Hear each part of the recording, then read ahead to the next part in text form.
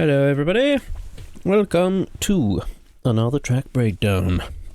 This time we're going to go over These Days, which I'm quite excited about because this is a really interesting project and it's quite a dense project really, looking at the whole thing. There's a lot of musical stuff going on here and a lot of production stuff going on here, which is really good for me because I get to talk about that kind of stuff rather than just, the Money Man breakdown that I did for the last track was super simple and there wasn't really much I could talk about, I guess, but here there is, which is great for you. But yeah, let's get into it. So, sorry, I'm eating a tangerine. There we go. I guess this is a new frontier for me in terms of where I'm taking my music at the moment. There's a lot of musical elements and it's a bit of a mesh of ideas, like melodic stuff, and just venturing into newer territory like Liquid and tunes which have more soulful content than just like dirty big fat bass.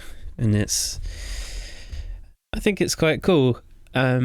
It's quite interesting actually to read some of the comments on this track on online. Some people saying like, I wouldn't know if this was Emperor if this got played out in a club, which is kind of good, I think, because it means that I'm doing something different and my tunes aren't all sounding completely the same. Just something I always try and be wary of when I'm making music, especially as the last year I've made a lot of music. I want it to be different and I want the music to be, each track to be special. And having everything sound the same is not always a good thing. It's good to have a style, but yeah, I think this is just a new sort of sound that I'm going for, and it's always a good idea to reinvent what you're doing every so often. People don't get bored. But yeah, I should have gone into the first project, but I don't think there was much there. So I'm just going to go into the main project rather than going through the different ideas, because I don't think this was I think this one project was the main project where I actually got the whole idea out and I just kept overwriting it rather than saving new versions, which isn't helpful. But I guess I started with this main riff. This guy, which you obviously have heard. Where is it?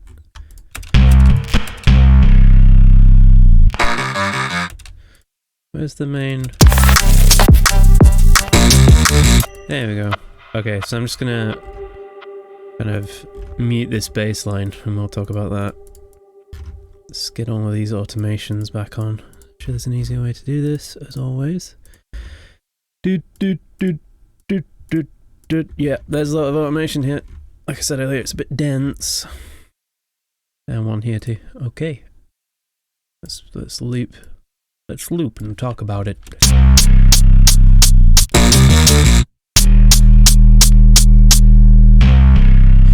Yeah, so I had this idea of a riff that sort of went over, 8 bars really, rather than just having a 4-bar loop.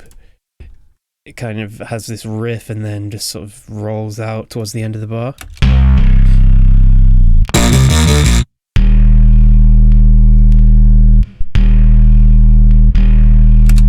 Yeah, super simple. Let's talk about the patch actually. So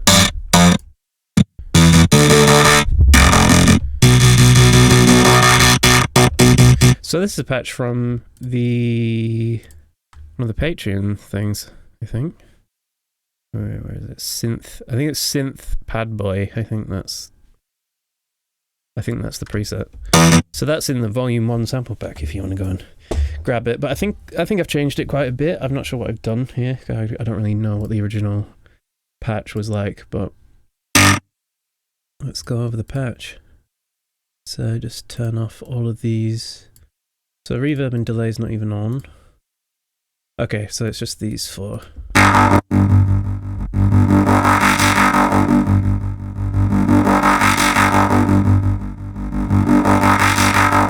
So yeah, just like a low pass filter opening up, and then another envelope playing, well, LFO playing automating the levels of the wavetables.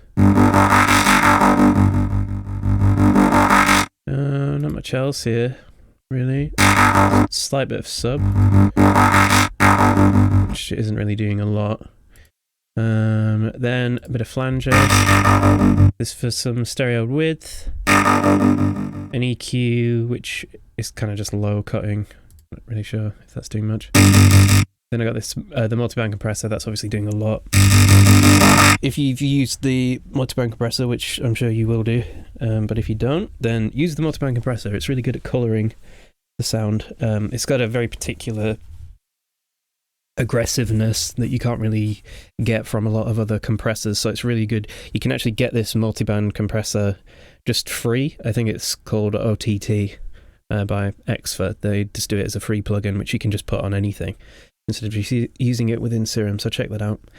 But yeah, it's really really handy to use, especially when you've got a pretty boring, just flat sounding noise, and you can just put the multiband on. You know, this is with just a normal compressor, and then with, you know, it's super aggressive, and that's not really with much reduction going on. Yeah, so there's that, and then I've got the reverb filter on afterwards, but it's not actually being filtered. So I'll use this sometimes to kind of just add this little bit of texture rather than actually using it as a filter. So I'll turn it off and on. So this is off, and this is on. It's very subtle, but it kind of like crunches it up a little bit and sort of tails the tails off the ends of the spectrum. So like the low and the highs, they're kind of pushed in a little bit. And you can move the filter cutoff frequency around, and then you'll get different textures.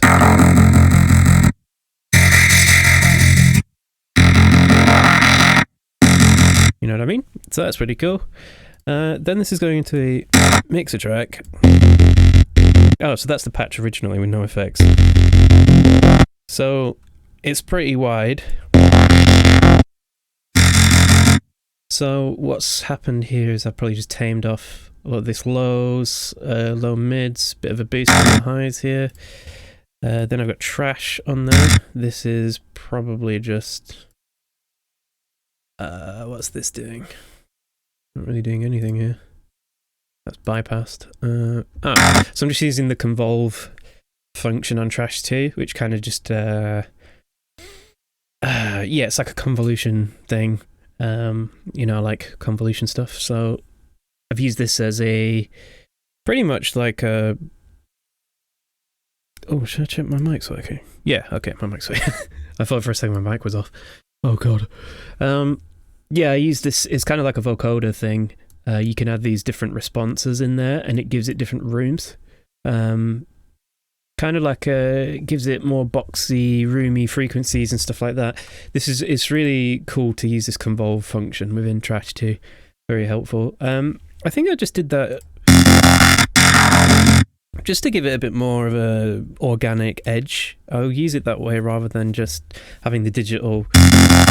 You know, that's cool, but you can tell it's like sawtooths and it's pretty simple, but that adds a bit more of a organic, vocally kind of texture to it, which is great for, you know, if you're looking to make things interesting. I'm always thinking about that when I'm obviously sound designing, but when I'm writing.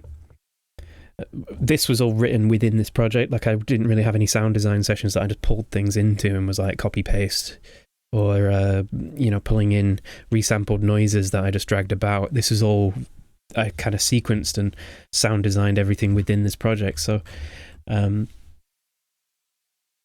that's a handy thing to do when you're tailoring a specific sound for the track you're making at that moment. You have the option to dial in different characteristics depending on where you want that sound to fit. So if you have this song in particular, where there's a lot of, you know, there's a lot of serum, there's a lot of kind of synths going on, riffing and whatever. If I had just had that as a resampled riff, you know, the do instead of having what I've got here, which is just the VST, then I wouldn't be able to dial in those other characteristics as easily. I've got the option to do that, so Sometimes, if you can, if you've got like a good computer and a good processing power and whatever, you can do this kind of stuff and it won't really tax your CPU too much. And having all these effects on is it's a big CPU hog. So if you don't really have a computer that can deal with that, then resampling will be your only way to kind of sound design within a project anyway. But yeah, I like to do it this way sometimes, and I can get a bit nerdy with it and dial frequencies and characteristics in within the project, depending on what I think will fit. So here I wanted more organic sort of textures instead of just digital textures. So I did this convolve thing, and then what did we have after? Just a bit of compression, light compression, just cutting off everything, peak clipping it a little bit. Here we've got some pretty mad EQing. So I've cut out the lows, made the low sort of mono, and just sort of tamed that a little bit. Then I've got these subtractive EQ points, and then a dynamic one around the super boxy low mid range here.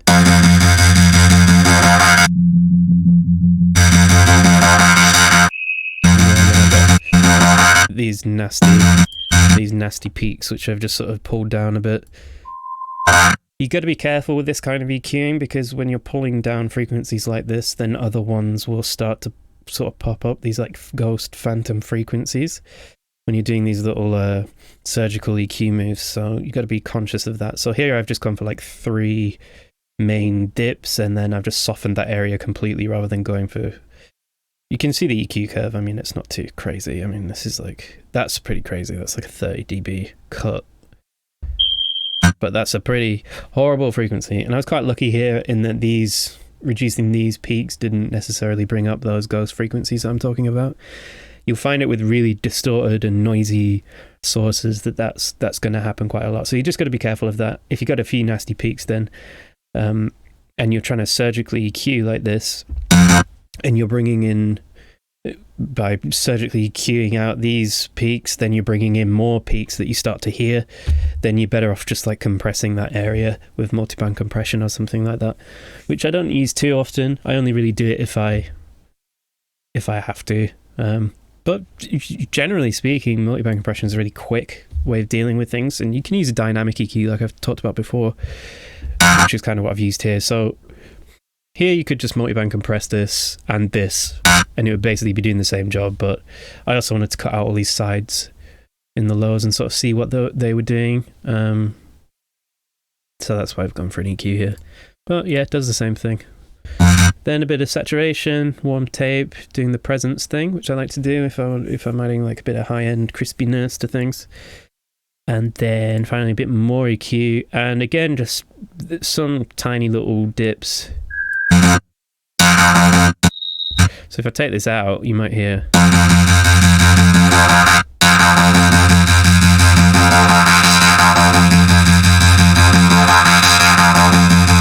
You probably can't really hear that, but yeah, these are just little tiny moves. And that's pretty much it, and that's just going into sidechain. What else have we got here? So I've got that main riff, then I've just got a...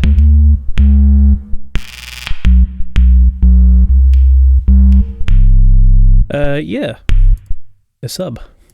Triple oscillator, just a sine wave. This is being EQ'd. This is just a mix sort of thing I'll do later on in the track when I'm doing my final master. I'll just check the sub level. If I've just got the sub on its own, then I'll just bring the volume down at the beginning of the chain. Just control that a bit more. This is then going into a trash, which is adding a bit more of a harmonic on top. It's also putting it into...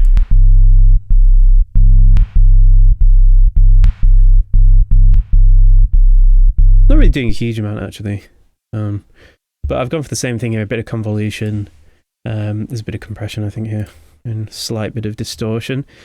It's not doing a huge amount, and really I'd avoid doing this sort of thing on sub basses because you kind of want everything mono, but I think I probably made this mono, yeah exactly, I made this mono afterwards.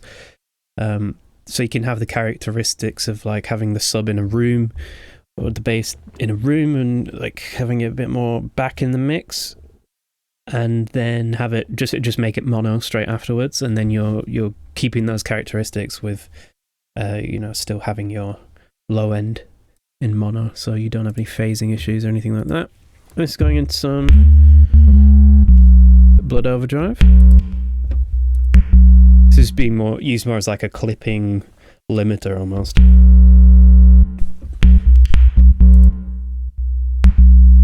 And then a bit more EQ, and then a reverb actually at the end. But this is just affecting that top end kind of like clickiness. Bit of a weird chain, to be honest. And then a massive amount of compression. And then some subtractive EQ taking down that major third harmony. Because the reason I've done that is because the whole track is in a minor key, and having this major third harmonic in the sub bass, which I've introduced through distortion and a bit of leveling and stuff like that, you don't want that harmonic interfering with the chords of the track. Yeah, so you got to watch out for that kind of thing. When you've distorted a bass line so much, you want to make sure that those harmonics aren't really interfering with the actual chordal melodic content of the track, and making sure you're in the right key, basically. I don't think it's really possible to, through adding distortion, I don't think you can actually introduce a minor harmonic, which is... It's not something I've looked into. It may be possible, but in my experience, I've never been able to like produce naturally. I think the major harmonic is always going to come through when you distort things. I could be wrong on that, so anyone who wants to let me know about that, that'd be cool. Food for thought, as they say. Food for thought. And yeah, what's this? Oh no! My contact's fucked up. This is a bass thing. What's this? Ska jazz bass. Oh no! Oh dearie me.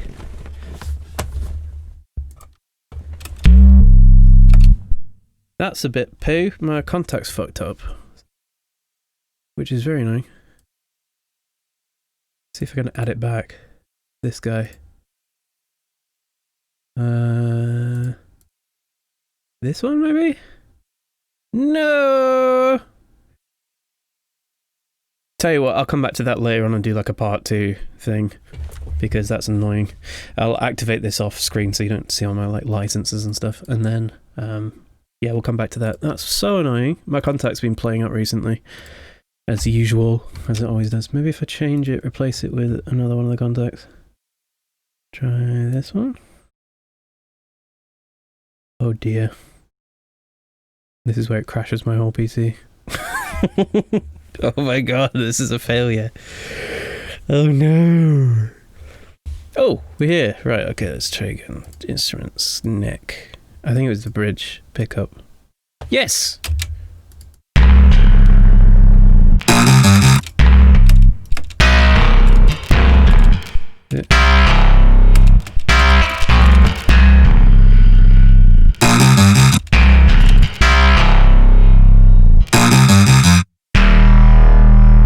I don't think it was like that.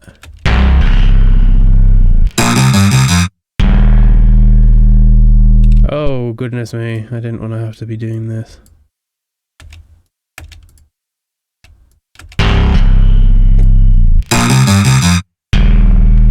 That's a bit too low. Oh no. Tell you what, I'll just mute that. Yeah, we'll come back into that. I'll sort that out afterwards. But anyway,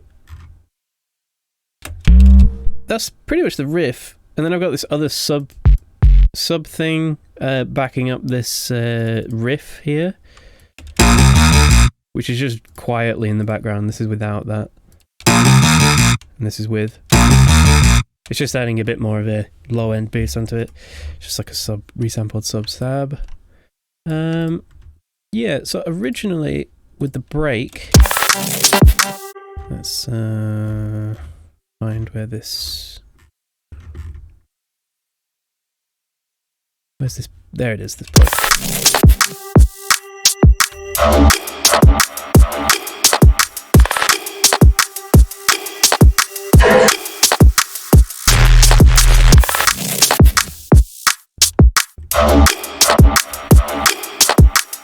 Yes, the break was super simple kick. This is from Vengeance Minimal House, I think. And I've got disperser on there, actually. Let's listen to that. So I'm using this disperser as kind of a texture / pitch modulation tool, because as you can hear, without the disperser, it sounds pretty shitty. Super simple, nothing crazy, but then with this disperser on, it kind of adds this pitch envelope on top, and then adds a bit more of a springy texture.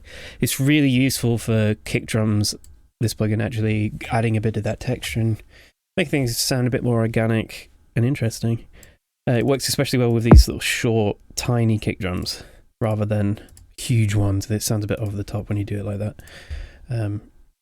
But yeah, I've just brought the amount down. There's only a little bit of the amount. 6, apparently. No pinch. No pinch, not at all. But yeah. So I'm using that. Then bit of EQ before the disperser as well, which is this guy, just a bit of sort of taming it a little bit, and then a bit after. But this kick drum's sitting quite high in the register, so about 100, well, 80 to 100, around this sort of area. You know, there's not much sub information here, which is great for this new kind of drum sound. It's all these very sharp, clicky kick drums that are occupying this upper sort of lower range, so around 100, rather than down here. Generally, you'll see these roll-offs around here. So this is the new sound. So snare-wise, we've got this guy, which sounds like this, but with the chain, it sounds like that. So let's go in over it. So first step, EQ, just completely taking out all of these low-end information. So I've literally just got this upper like 18K, 1800, sorry, region, and then just a bit of a shelf up here. A bit of a nasty frequency there, so I've dipped that slightly. Reverb.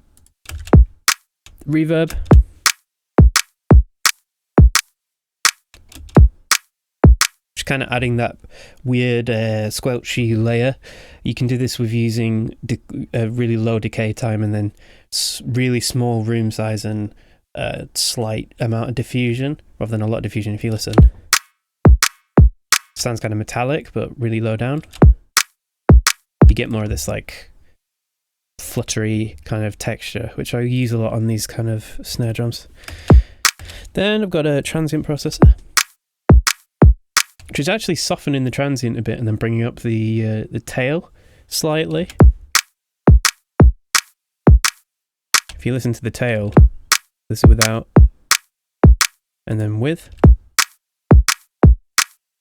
It's just bringing it up ever so slightly, almost like a compressor. I've talked about this a lot before, using the transient processor as kind of like a fake compression thing. Just like a volume shaper, essentially. So I'm softening up that transient just because it's a bit too much for me, which is a bit weird to say about a snare drum. But yeah, brought up the release a little bit too, so that gives it that false impression of it's being compressed quite a bit. Then this is a reverb that kind of, that's automated in at some point in the track as like a layer that comes in, you know, during a build or something like that, or maybe a fill. I'm not exactly too sure. Then we've got some more EQ, and this is bringing up the body, I say, at, 1000 hertz, the body of this clap, which is, that's the main area that I wanted to accentuate. So I've just used a bit of EQ here, bring that up. And there's a frequency here that I didn't like very much, as you can see. Oh no, I deleted it. Oh shit, fuck. There we go. We saved it. We saved the project. Oh my god. Yes, I've done that there. Punched up the nice beat of the snare that I liked. So that's that. Then a bit of compression. This is just peak clipping. Nothing major here. No compression going on. It's kind of like a hard clipper. which, as you'll see, I use that a lot in pretty much every project. Then I've got this EQ, which is only dialed in halfway.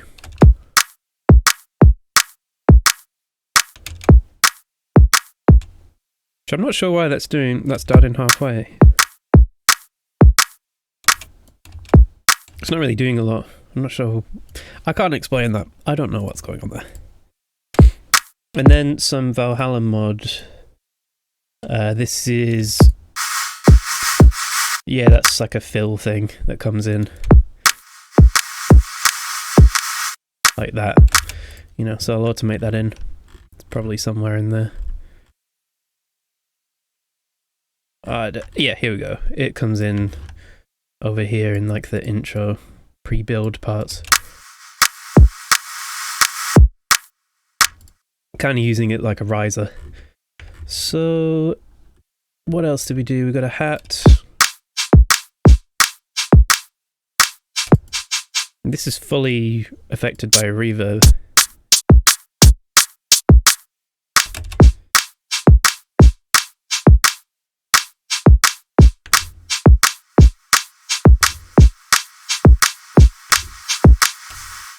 Which is kind of being, it's giving the impression that it's like a shaker rather than a hi-hat, so that's just a full wet reverb. EQing as well, just cutting out all the lows. It's a vocal sample I'll go into later. So the track pretty much sounded like this.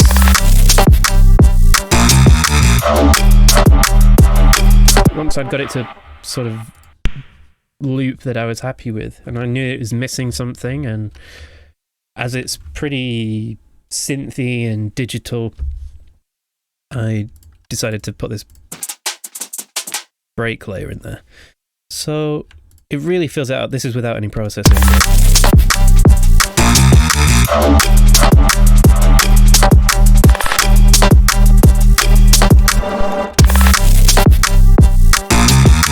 It's really subtle, but it makes a massive difference, I think. So I'll mute this.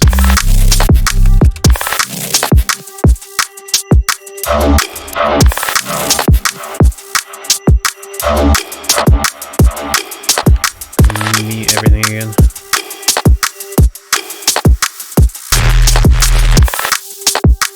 Tell you what, I'll loop this part. Sorry, it's a bit of a dense project, so I can't just like mute everything really quickly. There we go.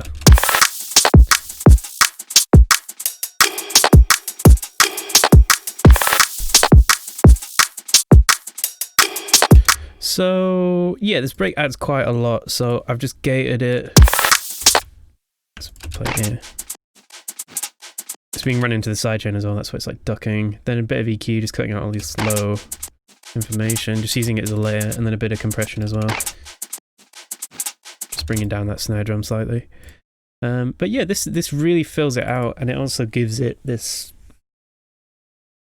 I love combining the old break sounds and drum loops and stuff like that with, you know, more... sorry, just move the microphone, it's a bit... There we go. Ooh. Sorry, it's very, very loud. There we go. Yeah, I love combining these old breaks and stuff with newer drum sounds and stuff like that, and you end up with these really cool textures. And it just fills it out a little bit more. You know, I could use just a digital load of hi-hats there instead, but whatever.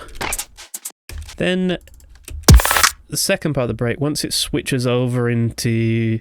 because this part here is pretty high energy, like the main... this rolly part, the energy kind of moves in a different direction, so I added a different hat loop here. I'm not sure where this is from, it's just a hi-hat loop. No EQing or anything, I've already done the pre-EQ and stuff on here, so I was pretty happy with how that sounded, so I just pulled that in. It's not even being sidechained or anything. And that kind of moves things along, I guess. Then there's some other little layers here, so...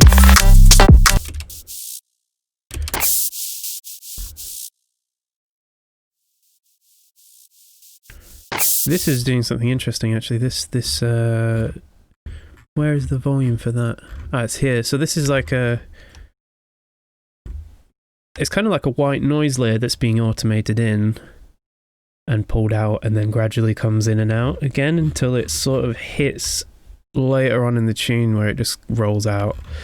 So let's listen to that actually.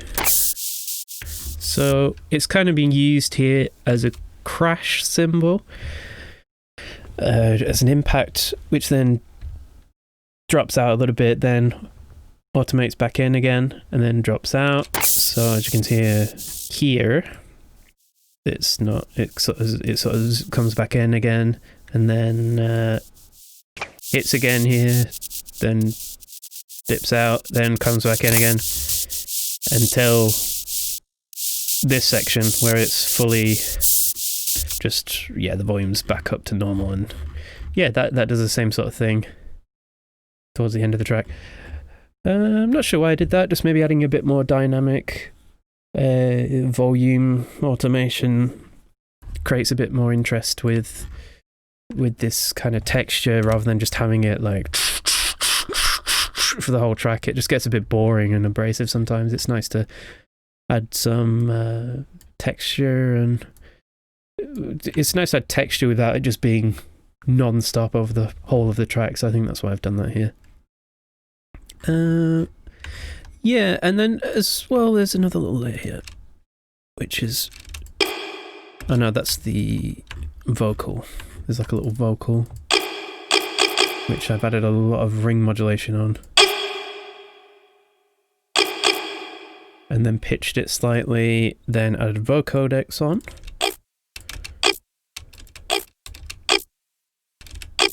Adding a bit of like a vocoder texture, which is nice, and then a bit of reverb on that. So I'm using that in conjunction with the snare drum hit every bar.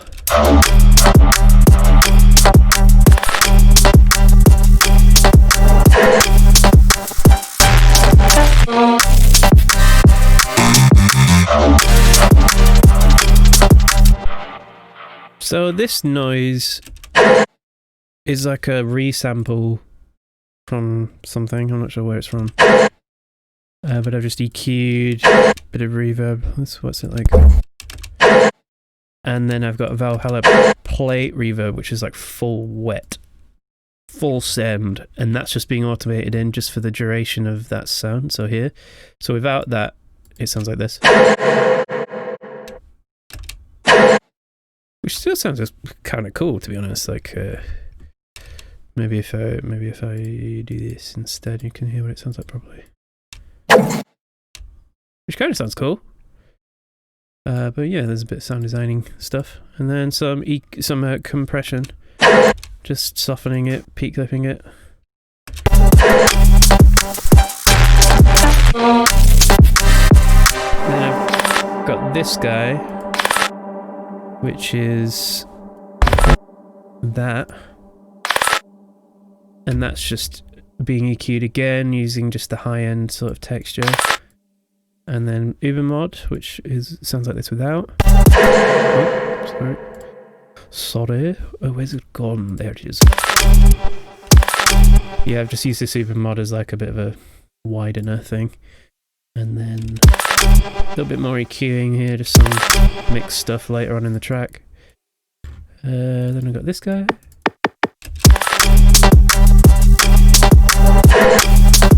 This is just like a little percussive hit that comes in every third beat, I think.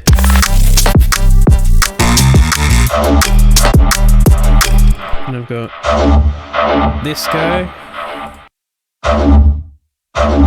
which, I'm not sure what it is. It's just a resample from a sound design thing. EQing out all the lows, as you can hear, it's pretty...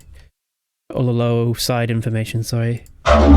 It's pretty wide, so I've got this EQ just taking care of that. And then a bit of reverb. And then some more EQ. Oops. Where are we? Where did we go? Which is just pulling out the lows and the low mids. doesn't need a huge amount of low information in there because you've got this sub hit straight afterwards. So that's why I've done that. And then a delay.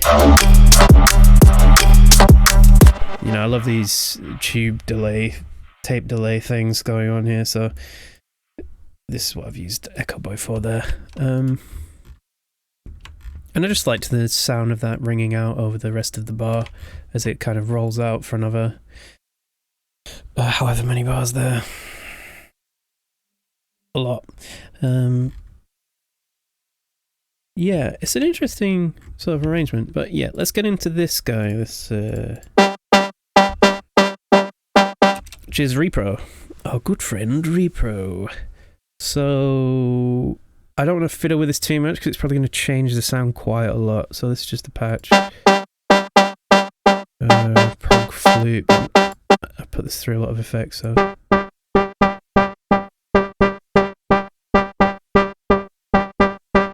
And this is just playing octaves. Just holding that anchor note, which can be played alongside the rest of the track. And I like playing with anchor notes quite a lot like this, where you can just have them ring out over the whole track and then change your chords everywhere. And as long as that note's there as the constant, then you've got something to ground the listener in, and they can latch onto that, like, oh, that note, that's where I am. So you can kind of do what you want with all your chords and all that kind of stuff. Yeah, it's a good technique for that sort of thing. It works really well with like liquid drum and bass. If you just have like an anchor note like this, it's A, and you can do what you want with the chords and stuff like that. So what else do we do with this guy? Let's put it in the effects chain. This is a Camel Fat filter, which is just automated in earlier on. I think that gets automated in here. Yeah, it kind of comes in.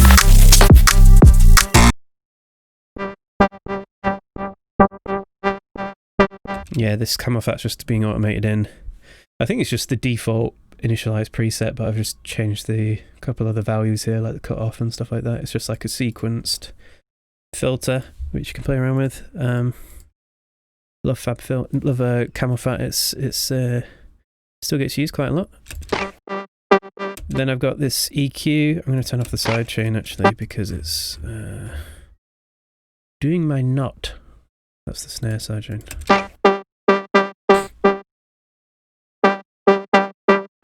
Then a bit of crystallizer. This gets automated in as well as like an effect. I think that comes in here.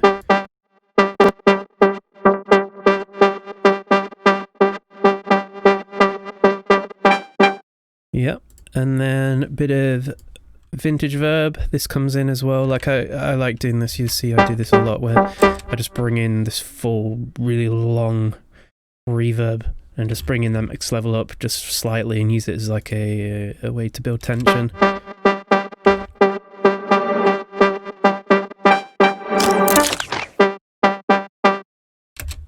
Then a bit of compression. Just peak clipping, that's not really doing a huge amount. Just making sure any nasty peaks are being taken care of. Bit more EQ, I'm taking out this guy. That guy too, just taming it. Dynamic EQ, which may as well not be there because it's kind of resting on that middle part anyway. So maybe I was just playing around with that and left it in there. Again, we've got presence, so as you can hear, it's pretty dull. So this really adds a lot of the clarity back into the sound, rather than just using another layer. I'll use just a bit of saturation here, bring that up. I'll use this more than EQ for the presence sort of stuff. Then we got Echo Boy Jr. And again, this is just an effect that's being automated in. Where does this come in? Probably comes in pretty early. I think this comes in before the drop. When you drop somewhere. Oh, I don't know. It comes in somewhere in the track. But yeah, I've just automated that in. It might be right at the end, actually. Is that at the end? I don't know, we can't find it, there's so much stuff in this project. Okay, then finally just a bit of EQ. There's a bit of a problem area here that I didn't really like, so I've gone and just rinsed it.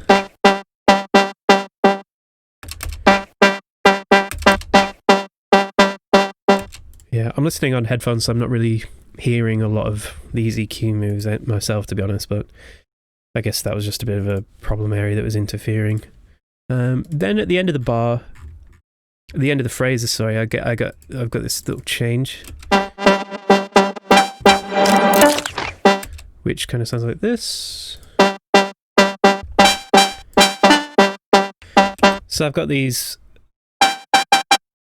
the higher octave plays. Again, I've changed the velocities a little bit on here, and I've dragged the note as well off the grid slightly.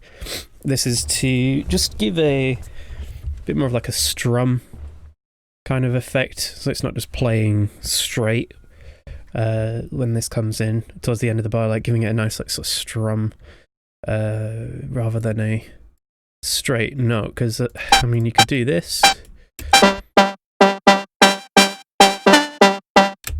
But I mean, yeah, I like that more. It sounds a bit like video gamey almost, you know, like the Mario, like the level up noise, or the what is it? What's the noise? New Life noise or something. And then I have that the notes just moved down here at the end of the bar, just a nice bit of variation. And then I've got that the reverb comes in as well here. Just yeah, some cool sound design stuff, I guess. Yeah, and then we've got a bit of a crunchy texture. So this is the Foleywood squelchies. So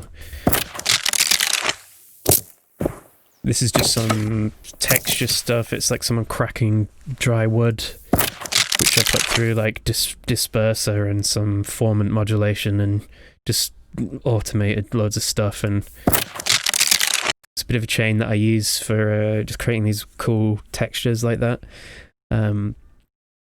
I think it might be in one of my other videos. I'm not sure if I've gone into it yet. It's like a formant.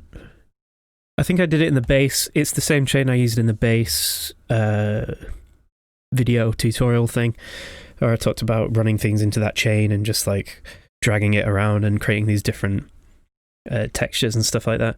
So here's the full sort of sound, but then I've just taken out these little bits that I like. So sounds really cool. Yeah, and I've just layered that towards the end of the track, the end of the bar, sorry. And creating these little ebbs and flows with the automation, like with the reverbs and stuff like that.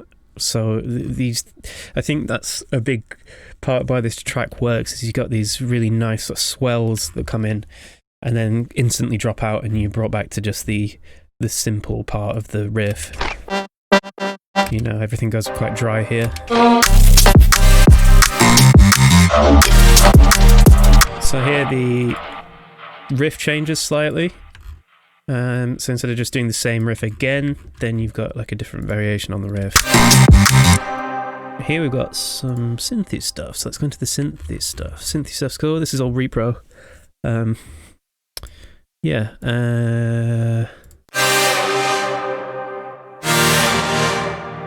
I fucking love this synth so much. It's my favourite synth of all time.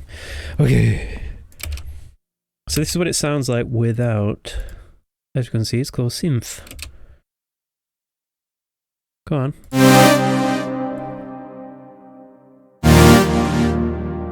So I got these really nice, yeah, these nice like seventh chords just sort of playing, ringing out.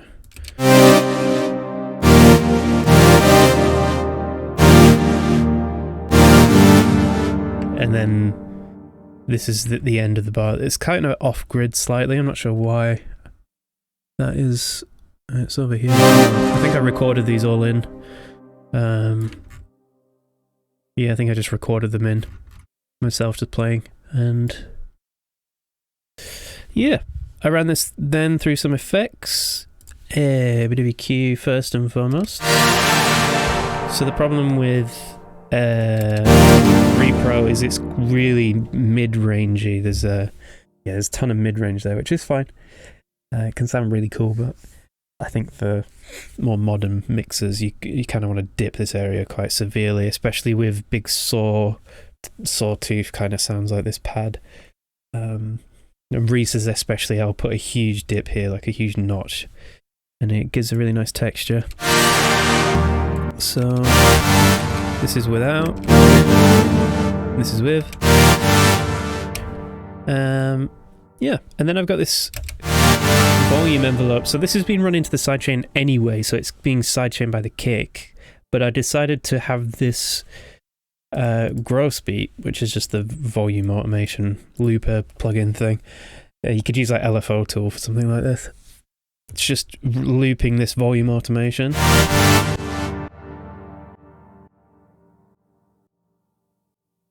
You know, let's play it here.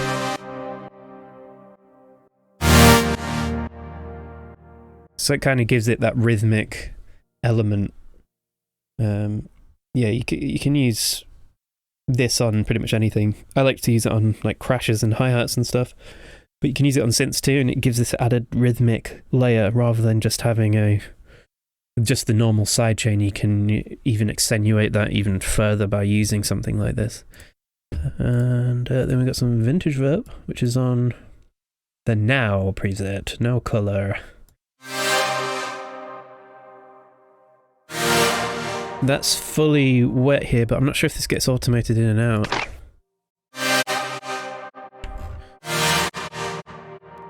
Does it get automated? No, I think that's just on forever. Forever till the end of time. Yeah, I don't know why. This is all sides basically at this point. I'm not sure if that's meant to be like that in the project, but oh well. Yeah, that kind of has just spread it out massively, because there's not much of a decay time. It's just being used as kind of like a stereo effect. See, it's putting it more further out into the sides of the spectrum rather than just having everything straight down the middle. Let's listen to that without. Where is it? There's the chords. There they are. Let's play the track with it just dry.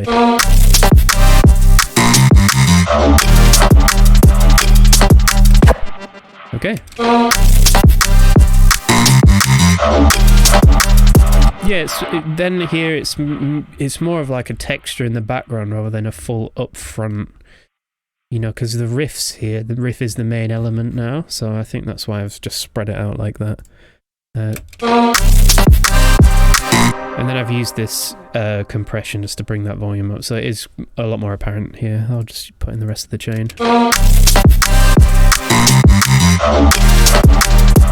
Yeah, so without the reverb.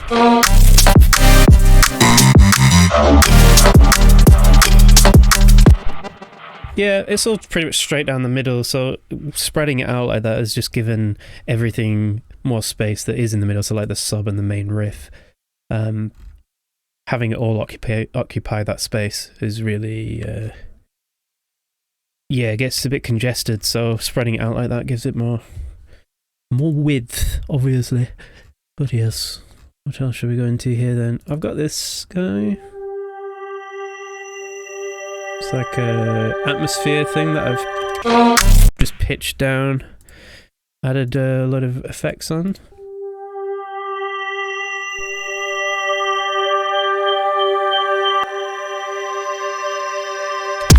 So I've just got this vintage verb, which I'll use a lot for pads. Then some subtractive EQ, taking out some of these horrible...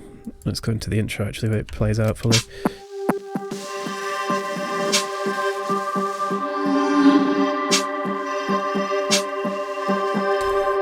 And again, I've got this volume automation thing that I had going on with the other pad. Because without that...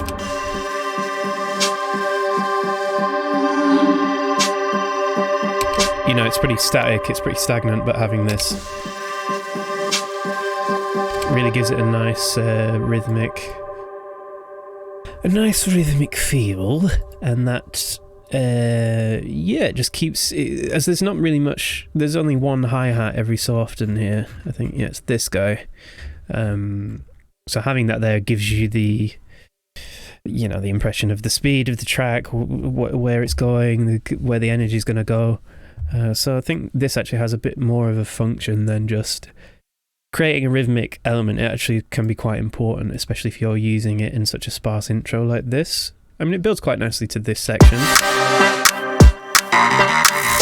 where you kind of get teased through the main riff, and this, the pluck, the anchor pluck noise gets introduced properly here. Like, it's kind of low passed here a bit, and then it, everything comes in there now. Your elements are being introduced. You've got your main riff, you've got the pad here, you've got this main anchor point. So then when it finally all does come together and the riff fully sounds out, it has a massive impact, and you already knew it was coming, but it still sounds cool anyway because it's fully been introduced.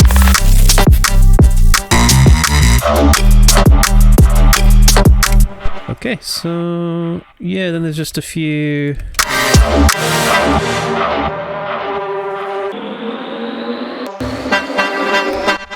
just a couple of rises here. One of them from the sample pack, I think. Yeah, I think that was in one of the Patreon sample packs. That guy. Oh, it's this guy. This is a cool little noise that I found. It's a synth from Vengeance.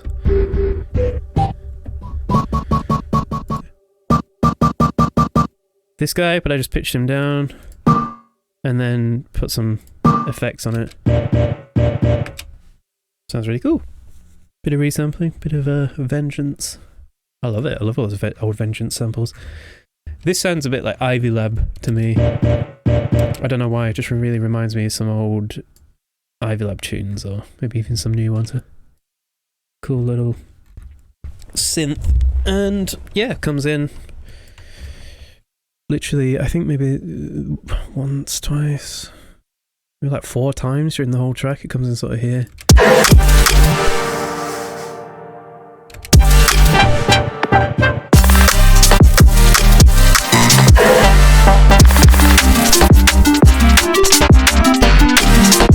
Right, I need to fix this bass. So I'm going to stop this video now. This will be part 1, and then I'll do part 2 and upload that straight afterwards. But yeah, I need to fix this bloody bass thing. So alright, I'll see you in a moment.